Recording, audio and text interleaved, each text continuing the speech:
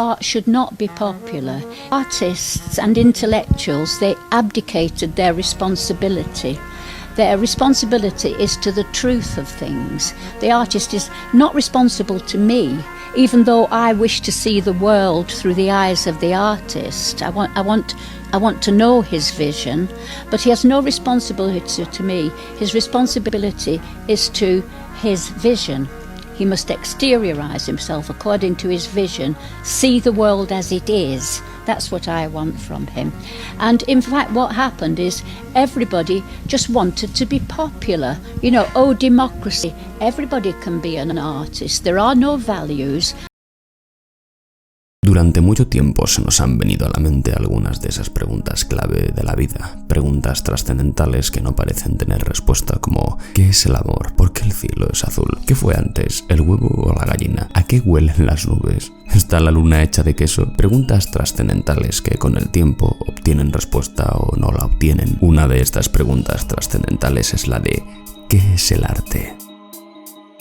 Durante muchos siglos nos lo hemos preguntado, porque encontrar el sujeto o el objeto en el que recae eso que hace arte al arte, ese punto concreto donde residiría, es aparentemente imposible de determinar. Más difícil se vuelve cuando no podemos ser generalistas y debemos dividir el juicio por categorías, dividirlo otra vez para ser más concretos y más precisos, y detenernos a juzgar cada producto individualmente. Entendemos entonces que el arte, más que un punto concreto y exacto al que señalar o definir, sería más bien un circulito que rodea un conjunto de características o cuestiones que son las que definen qué es una obra de arte o cuando algo se transforma en una. Estas podrán ser más o menos, o serán variables en unos casos o en otros. Así que más que una respuesta sencilla, ese statement que se reclama para salir de dudas, se trata de un conjunto de elementos que explican, en concatenación o sinergia, un conjunto de aspectos variables y a veces independientes en unas obras y en otras. Después de saber esto, la tarea se vuelve complicada y se nos hace ajena. Aparentemente está fuera del alcance popular determinar qué es una obra de arte. Tenemos la sensación de que nos falta conocimiento, información o de que nos falta algo más. Es por eso que muchas veces se requieren especialistas o el consenso de estos para poder discernir, admitir o seguir algún tipo de guía. Estas personas, normalmente de alta categoría intelectual, sojuzgarían y delimitarían los motivos por los cuales sí y cuáles no. El individuo común como juez con criterio estaría ya fuera de la ecuación. Esto se denomina elitismo, pues dejaría fuera todo lo que pudiera decir o pensar gente que no fueran especialistas. Las características del especialista tendrían frente a nosotros un carácter arbitrario y por supuesto estarían designadas por ellos, que son los que reúnen el conocimiento, la experiencia y la sensibilidad. Sin embargo, considero que en una época como la actual, donde la información y la capacidad para formarse está al fácil acceso de todo el mundo, cualquiera puede emerger con un buen juicio y un buen criterio, si es que realmente se dedica a trabajarlo, que no es tarea fácil. Y aunque mi forma de pensar es a menudo demasiado optimista a la hora de atribuir a los demás un intelecto o capacidades, la realidad es que el sentir y la emocionalidad características del arte hace creer a todo el mundo que puede decir algo de valor y que su opinión cuenta como determinante sobre algo, pero no por un juicio con argumentos construidos o pruebas, sino esperando que por el consenso de una mayoría que se sienta igual que ellos, sus opiniones salgan victoriosas y se les dé la razón. El individuo es listo. La masa es un animal miedoso, idiota y peligroso, tú lo sabes. El intelecto queda a un lado y se reemplaza por una materia emocional, y ese componente que nos faltaba se rellena con la subjetividad de las sensaciones. Si me haces sentir algo, es arte. En los tiempos posmodernos vivimos en un mundo bombardeado por los productos multimedia, un bombardeo que además permanece con nosotros y se queda a la carta a veces encerrado tras suscripciones asequibles para cualquiera. Por lo tanto, se puede revisar desde cualquier parte, en cualquier momento y a cualquier edad. En el pasado esto no era así, y el contacto con este tipo de contenidos era muy limitado, lo que permitía un procesado más lento de la información, una mejor asimilación, pero también una mayor serie de limitaciones de forma y de medios para producirlo y diseminarlo. Y mucho antes de esto, como por ejemplo en el siglo XVIII, el arte se limitaba a la plasmación concreta, que era para siempre. La música y por ejemplo la danza tenían un carácter efímero y era complicado revisitar los trabajos productos de las artes. Dos o más disciplinas podían ir combinadas, lo que aumentaba la magnitud del espectáculo y la complejidad por la que la obra llegaba a nosotros. Pero no es necesario que sea grande y portentoso para ser arte. Por ello el arte se puede encontrar en un libro, en un cántico, en un poema o en la página iluminada iluminada de un manuscrito copiado en una abadía. La magnitud fue de los primeros obstáculos que las potenciales obras de arte superaron a la hora de convertirse en objeto de admiración. Con el avance de la tecnología y los medios de expresión, el arte ha encontrado nuevos caminos y salidas por las rutas más peregrinas, y no solo en calidad o métodos, sino también en velocidad de producción y en facilidades. Por ello, la capacidad de identificar no solo obras de arte en ese mare magnum, sino la capacidad de discernir qué es un buen trabajo y qué no, se complica a un ritmo imparable. Y en la actualidad, el mundo online hiperconectado, absolutamente masificado por el trasiego de información multimedia que se puede compartir en segundos, diría que es técnicamente imposible encontrar nuevas obras de arte, no porque no se produzcan, sino porque las masas de contenido a manejar son eternas. El cerebro humano es una compleja estructura que se ha antepuesto a este problema y ha encontrado una salida. Digamos que la mente funciona de una manera en la cual los procesos simples y fáciles de construir priorizan sobre aquellos más complicados. Estos últimos requieren de una mayor cantidad de esfuerzo y de combustible, así que por una mera cuestión económica y funcional se anteponen unos a los otros. Por ello, los pensamientos rápidos, simples, los esquemas mentales funcionales antes que evocativos, son los que vencen a la hora de procesar información. Esto sucede porque ante esa absurda cantidad de información a procesar en diferentes medios, de manera constante y con un tiempo mínimo para ello, el cerebro se satura, se nos quema, y ante esa saturación cortocircuita en un más simple mecanismo de procedimiento. De ahí brotan alucinantes y magníficas declaraciones como: el arte es una cuestión subjetiva y al final todo trata sobre si te gusta o no te gusta, que son ejemplo de dilucidaciones sólidas, pero no por ello correctas. Cada vez que se dicen tonterías como esa, un gatito muere en alguna parte, y es que supeditar la calidad al placer subjetivo, que no a la opinión o al criterio subjetivista, sino a la complacencia pura que nos sugiere un producto artístico,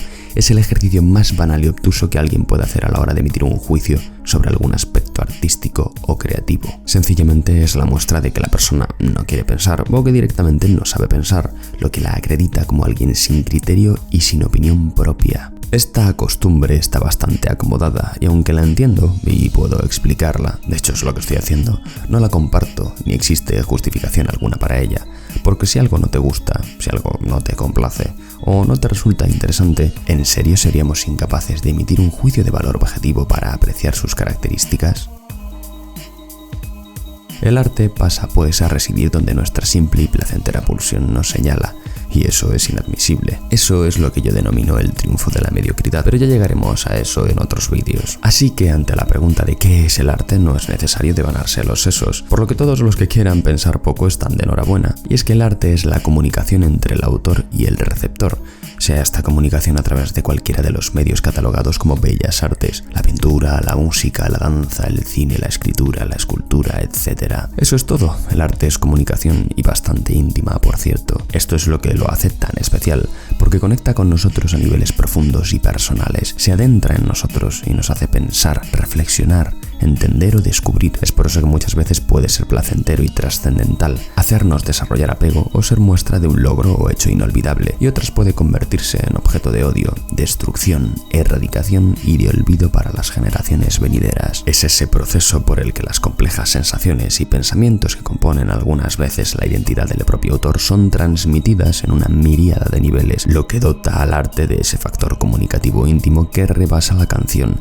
la imagen o la coreografía y lo ensalza como algo más que entretenimiento o como un producto multimedia de consumo, a través de personajes, colores, formas, situaciones, sonidos, elementos fantásticos, imágenes, lo que sea, que servirán de icono, mensaje e información multinivel. Es fundamental en este proceso la experiencia vivida del autor, su formación tanto técnica, académica, como en principios, valores, ética y moral, las relaciones que ha mantenido o mantiene con otros individuos y lo que su pasado, su presente y su idea sobre el futuro implican para él, el contexto histórico o espacial, sus necesidades, sus carencias, sus miedos, sus pasiones. Todo ello puede calar, si no en el mensaje, en el proceder que este autor sigue para llevar a cabo sus trabajos, que es también información que subcomunica. pública. En esta época, sobre todo si el autor es gay, lesbiana, mujer o transexual, son componentes de la identidad del artista muy a destacar, muchas veces más por cuestiones políticas e instrumentalización de figuras históricas que por destacar su valor intrínseco como autores, pero que se los instrumentalice, se los adjudiquen ciertas ideologías o ismos con etiquetas, aunque falseen o reescriban la historia, esto no debe alejarnos de la valoración, no debe discriminarlos, y no por ello dejan de ser aspectos importantes a veces o componentes del artista. Yo personalmente encuentro algunos aspectos, como el tiempo, imprescindibles para definir una obra de arte como tal, y es que muchas veces es posible confundir un buen trabajo con una obra de arte. La tendencia a pensar de que algo técnicamente bueno o llamativo es ineludiblemente arte es un trampantojo muy común, pero ya llegaremos a eso. En mis vídeos voy a hablar normalmente de arte pictórico, de dibujo, de ilustración, de la imagen, porque el arte o las artes comprenden muchas cosas, y es que considero este medio, mi medio, particularmente en crisis por una mera cuestión de evidencia. El arte pictórico, el dibujo, la ilustración, pintura, todo eso son al final imágenes. Imágenes que solemos ver en pantallas, imágenes que no suelen presentar objetos, sino descartables y livianos conjuntos de píxeles que nunca se acaban. En el mundo en el que vivimos, la imagen lo es todo, por lo que se ha convertido en un objeto simple y fácilmente descartable, algo sin valor en absoluto que sin embargo conforma el pilar más primario de la realidad que mantenemos, más aún después de la llegada de la inteligencia artificial, que se ha pronunciado más aún esta crisis, dotando de la ilusión a la población de que ellos pueden crear sus propias imágenes, o más bien, pueden crear sus propias obras de arte, sin necesidad de tiempo, esfuerzo, talento ni trabajo, sin la necesidad de tener nada que decir, sencillamente con clics y palabras a través de un software que se nutre de imágenes que roba allende internet. De hecho, en algunos casos se ha llegado más allá, afirmando ante la población que la IA puede por sí misma crear su propio arte sin la necesidad de la mano humana. Creo que eso es reírse de la gente y además ofertar mentiras, porque si admitimos que para que algo sea arte es necesario el tiempo y el componente humano con su experiencia y proceder concretos, que son los que dotan de complejidad cognitiva al producto de su trabajo, ¿cómo mierda va a hacer una máquina arte? Bueno, vamos a ver, yo creo que vivimos en una cultura de la imagen, entonces es verdad que el impacto que la imagen tiene en nuestras vidas, que son vidas cada vez más superficiales, vidas cada vez menos ancladas en fundamentos verdaderos, pues esas vidas se deslumbran ante la imagen, ¿no? Entonces es verdad que desde los medios de comunicación además se potencia la creación de nuevas imágenes, ¿no? Que además ya no es la imagen en el sentido puramente estético, es decir, ya ni siquiera es la chica guapa o el chico apuesto, no, ahora es la chica que responde a determinada configuración ideológica, ¿no? Entonces, pues si lleva el pelo teñido de morado, mejor, si es una chica trans, mejor, y el chico, pues mejor, que, en fin, todo es un disparate, ¿no? Pero yo creo que todo eso es, como diría Jorge Manrique, verduras de la acera, o sea, yo creo que eso son cosas que pasan y no dejan huella, yo creo que no dejan huella, ¿no? Concluyo aquí con este vídeo, porque hay muchos temas que contar y muchos detalles a los que llegar, detalles importantes que son al final parte vital y componente de pensamientos e ideas más grandes y racionales. Y es que el arte, ante lo que muchos quieren pensar que es una cuestión únicamente de sentir, de sensibilidad y que está alejado del raciocinio o del juicio, están profundamente equivocados. Hasta aquí el vídeo de hoy, suscribíos, dadle like, haced lo que creáis conveniente y nos vemos en el próximo vídeo.